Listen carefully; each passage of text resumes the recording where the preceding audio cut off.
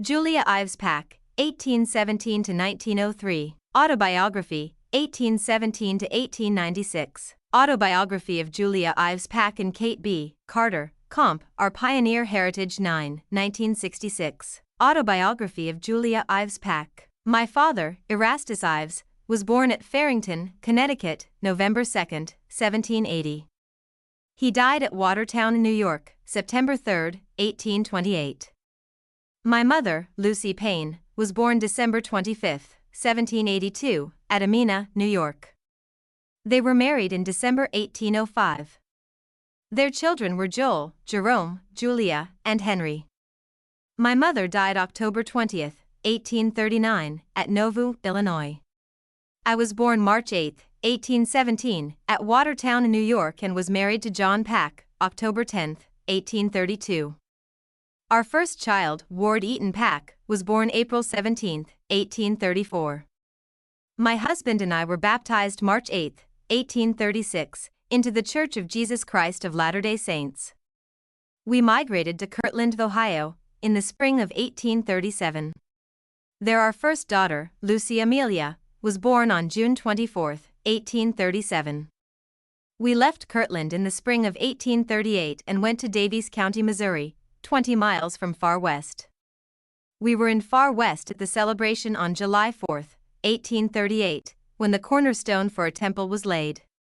The saints had a good time. It was a general time of rejoicing.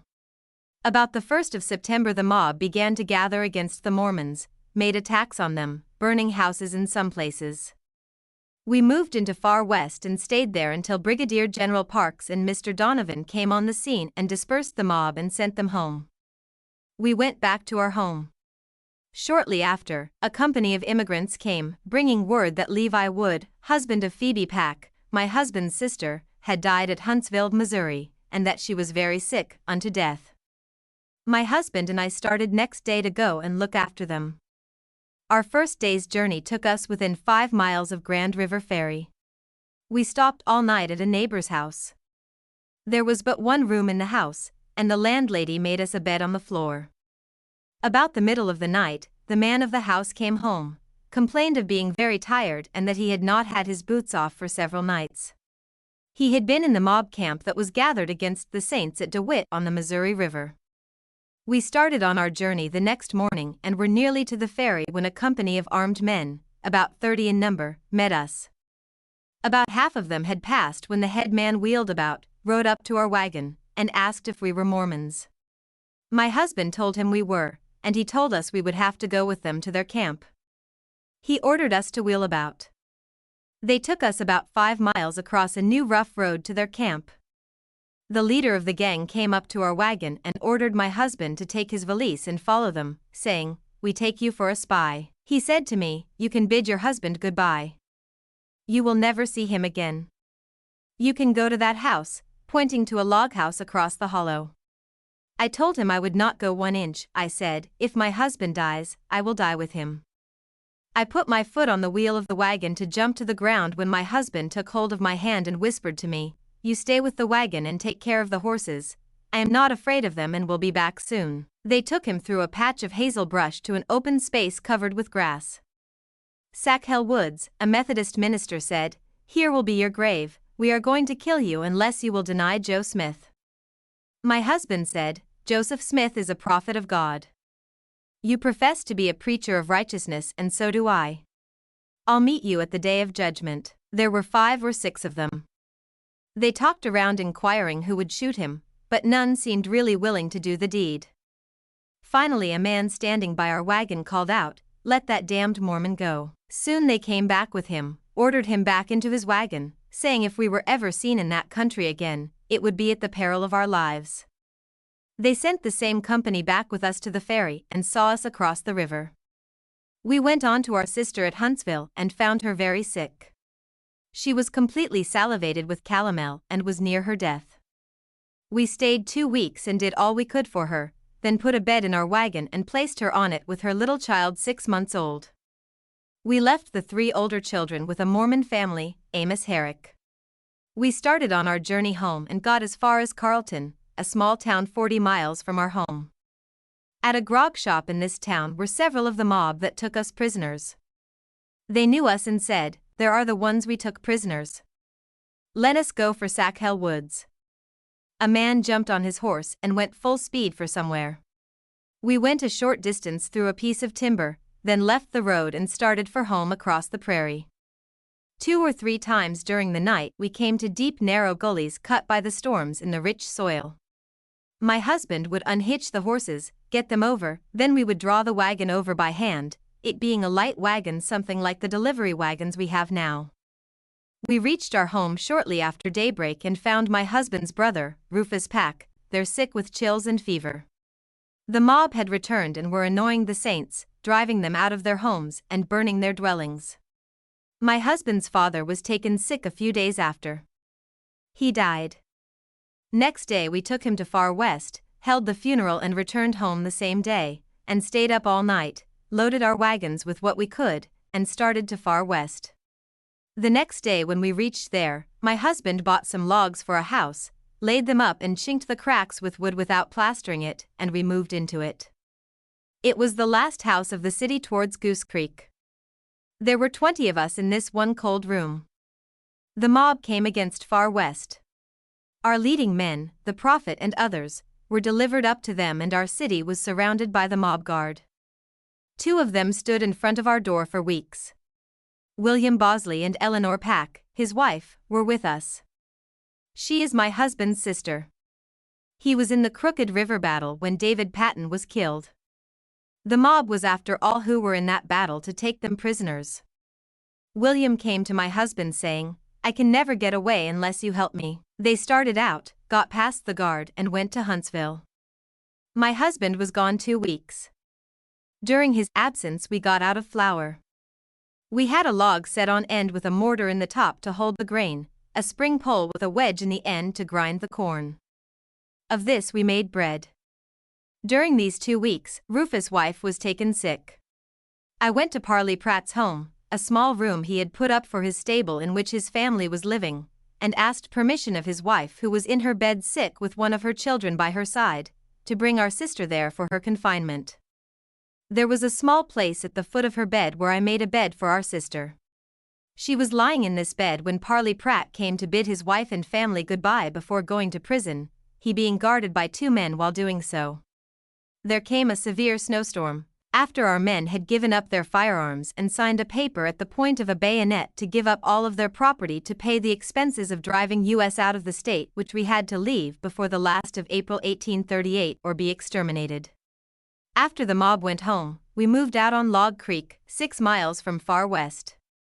My mother, Lucy Ives, was with us. We stayed there until the 8th of February, 1839. My mother joined teams with William Huntington and moved out of Missouri with his family, crossed the river at Quincy, Illinois, where she remained until fall. The same year she moved to Nauvoo, lived with the family of Brother Huntington until his wife died. She then went to Stephen Markham's and lived there until she died, October 20th, 1839. She was completely worn out by the mobbing and hardships. We crossed the Mississippi River at Atlas and settled 4 miles from Perry, Pike County, Illinois. We moved to Nauvoo in April 1840. November 6, 1840, our second son, George Caleb, was born. We were acquainted with Joseph and Hiram Smith and have often listened to their teachings. In August 1843, I was sealed to John Pack for time and eternity by Hiram Smith. Our third son, John Pack, was born October 5, 1843. June 27, 1844, Joseph and Hiram Smith were slain in Carthage jail by a mob, and John Taylor was wounded 4 times, 1 bullet striking his watch which saved his life. The dead bodies were brought to Nauvoo, a sorrowful sight to behold. I saw them after they were placed in the Nauvoo mansion where thousands gazed upon them in silent grief. October 5, 1845, our second daughter, Julia, was born. December 1845 we received our ordinances in the Nauvoo Temple and our second anointings, Parley Pratt officiating. My husband and I worked in the temple some time after. On the 8th of February, 1846 we left Nauvoo, crossed the Mississippi River and camped on Sugar Creek with many of our brothers and sisters who had left Nauvoo about that time. We had no shelter but our wagons in the dead of winter. We stayed there until the first day of March. The company being organized in hundreds, 50s and 10s, we started on that day for the Rocky Mountains. I drove a horse team most of the way. We arrived at Cutler's Park the first day of August 1846. There our little Julia died, August 30th. We buried her on a mound nearby. On September 1st we moved down with the camp to winter quarters. In the spring of 1847 my husband was called to be one of the pioneers to the Rocky Mountains. They were led by the 12, Brigham Young and Heber C. Kimball. They were organized in a military organization, the officers of which were as follows: B. Brigham Young, Lieutenant General, Jesse C. Little, Adjutant, Stephen Markham, Colonel, John Pack and Shadrach Roundy, Majors, Thomas Tanner, Captain of Artillery. They started on the journey the forepart of April 1847. During the absence of his father, our fourth son, Don Carlos, was born August 22, 1847, in winter quarters. The pioneers returned the fall of 1847. On April 1, 1848, we left winter quarters and started for Salt Lake Valley in Brother Kimball's company. We reached the valley in September of 1848. On August 22, 1849, our third daughter, Eleanor Filate, was born. My husband was called on a mission to France with John Taylor and Curtis E. Bolton at the conference held October 6, 1849. He was gone 3 years. There were 12 of us in the family, and we worked hard and supported ourselves while he was gone. The family consisted of my husband's mother, myself and 6 children, Nancy Booth and child, and Ruth Mosher and child. These women are my husband's wives. My son, Ward Eaton, was our main help, he being only 15 years and 6 months old. We raised our bread, fought crickets, and went through all hardships in common with our brothers and sisters. The Lord blessed us and gave us comfort under all of our hardships. We made most of our clothing and took wool on shares, bought a loom, learned to weave and make our own cloth, and were comfortably dressed. Our fifth son, Erastus Frederick, was born June 17, 1853. In the spring of 1856 my husband was called on a mission to Carson Valley to help settle that valley. That was the year of the famine. People went short on food and had to dig roots to help out their provisions. We lived on rations and divided our flour with those who had none. When our wheat was harvested after the scarcity, we had 22 bushels. Myself and the children gleaned from the harvest field, gathered heads of wheat, put them on a wagon cover, beat them with sticks and held it up to the wind to blow out the chaff. It made fine flour. Merritt Newton, our sixth son, was born May 1, 1856. I placed him in his cradle under the willows while I gleaned wheat. In the spring of 1858 Johnston's army was expected in Salt Lake Valley and it was feared that they would be hostile and make war on the people, so we were counseled to move south. My son Ward's wife, Elizabeth Still, was so very sick that I could not go when the rest of the family went. I stayed and took care of her until the morning of May 19 when she died. The next day, May 20th, our fourth daughter, Sedenia Tamson, was born. When my baby was 2 weeks and 2 days old, we started south. The same day the army came into the town, but they were peaceable. We came back to our homes in a few weeks, which we were very glad to do. September 9, 1860, Joel Ives, our seventh son, was born. He lived to be almost 11 years old. He died from the kick of a horse. He was a fine little fellow. Filate Pack, my husband's mother, died January 6, 1866, firm in the faith in her 96th year. She and I were both members of the Relief Society at Nauvoo, being admitted at the 6th meeting, which was held in the Lodge Room April 28, 1842. A relief society was organized in the 17th Ward with Miranda Hyde as president, July 19, 1868. The officers and visiting committees of relief societies met at Josephine Haywood's. At that meeting I was appointed president of the visiting committee of the 17th Ward Relief Society. I held that position until Sister Hyde died. After her death, the Relief Society was reorganized with Bathsheba Smith as president. She chose me as her first counselor, which position I hold at the present time, August 15, 1894.